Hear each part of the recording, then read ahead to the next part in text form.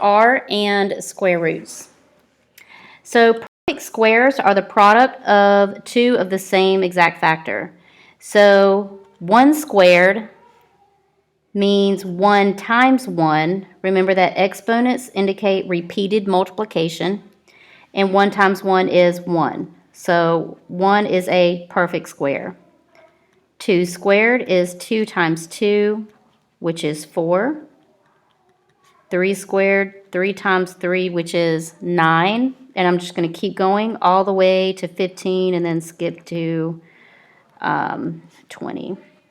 4 times 4 is 16. Feel free to pause the video at any time, and you can write your own list. Or if I'm going too fast, just pause it.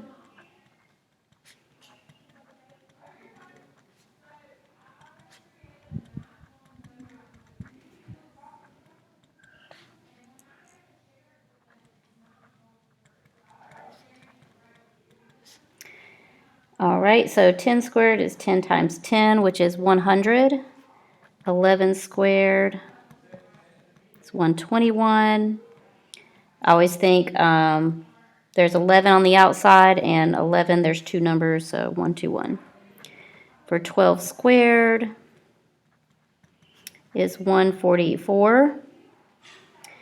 Just think it ends in 2 squared is 4, so you see 4 repeated. 13 squared, I'm going to show you a little trick to remember what 14 squared and 13 squared are. 13 squared, of course, means 13 times 13. The product is 169. I like to think about the fact that 13 has a 3 in it, and 3, 6, and 9 are multiples of 3. Like if you skip count, 3, 6, 9, 12, 15, etc.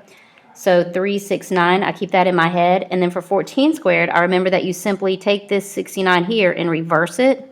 So 14 squared is 196. We also need to know 15 times 15, which is 225. And I'm just going to skip ahead to 20 squared. And 20 times 20, remember you multiply the 2 times 2, and then however many zeros there are, add them on. So that's 400. So this would be the list of perfect squares that you really need to know. You need to know all of these values right here, and know that when you see them, they are perfect squares. Now, perfect squares happen to also be numbers that you can take the square root of and get a integer. So remember that integers are positive and negative whole numbers. When we are taking the square root of these perfect square numbers, we are only going to get the positive value. That's called the principal square root. So let's talk about that.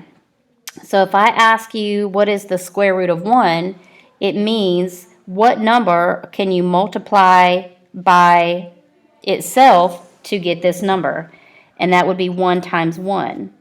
Keep in mind that a square root, you have a radical with an index of 2. It's understood to be 2. If it is 2, it means we're looking for 2 of the same factors. So what 2 same factors can we multiply to get 1? Well, that answer is 1. So the square root of 1 equals 1. Similarly, for the square root of 4, so notice I'm kind of using this list over here. The square root of 4 means what 2 numbers can I multiply by together, the same number can I multiply by itself to get 4, and that is 2. So because I can multiply 2 together twice to get 4, my answer is 2. So the square root of 4 is 2. So notice the connection here.